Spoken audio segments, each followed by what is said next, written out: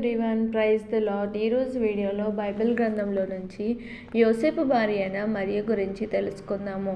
మరియ స్త్రీలలో ఆశీర్వదింపబడిన దాను అని ఎలిజబెత్ మరియను గురించి చెప్పినట్లుగా మనము లోకసువార్త 1వ అధ్యాయంలో చూడవచ్చు. అదేవిధంగా దేవుడు మరియకు తెలియజేసిన మాటలు మరియ నమ్మినది కావున నమ్మిన ఆమె ధన్యురాలైనది. తద్వారా లోకరక్షకుడైన యేసుక్రీస్తుకు జన్మనిచ్చింది. మరియ తన దీనస్థితిని జ్ఞాపకం చేసుకుని దేవుని యందు ఆనందించెను.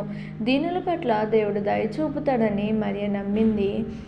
అదేవిధంగా బైబిల్ గ్రంథంలో 1 పేతురు 5వ అధ్యాయం 8వ వచనంలో చూసినట్లయితే దేవుడు అహంకారాలను ఎదిరించి దీనులకు కృప అనుగ్రహిస్తాడని దేవుని వాక్యం సెలవిస్తున్న రీతిగా మరియ దీనురాలుగా జీవించి తన దీనస్థితిని జ్ఞాపకం చేసుకున్నాడు దేవుడని నమ్మిన ఆమె ధన్యురాలైనది.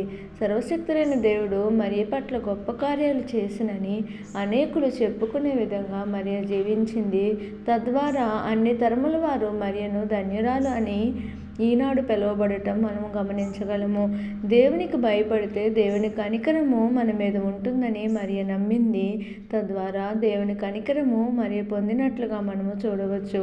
యవ్వనంలో ఉన్నప్పుడు మరియ పరిశుద్ధమైన జీవితము జీవించింది. పరిశుద్ధంగా జీవించటం వల్ల దేవుడు మరియ ద్వారా ఈ లోకానికి రావటానికి దేవుడు మరియని ఎన్నుకున్నాడు. మనం కూడా మరియలాగా దేవుడు తెలియజేసిన మాటలు మనము నమ్మాలి. దేవుని యందు నమ్మిక ఉంచాలి. మనము నమ్మినప్పుడు దేవుని మహిమను చూస్తామని యోహాను సువార్త 11వ అధ్యాయము 40వ వచనంలో గమనించినట్లయితే నీవు నమ్మిన యెడల దేవుని మహిమను చూస్తావని దేవుని వాక్యం సెలవిస్తున్నది. కావున మనము కూడా దేవుని యందు నమ్మిక ఉంచినట్లయితే నమ్మిన మనము తప్పకుండా దేవుని కార్యాలు చూడగలము.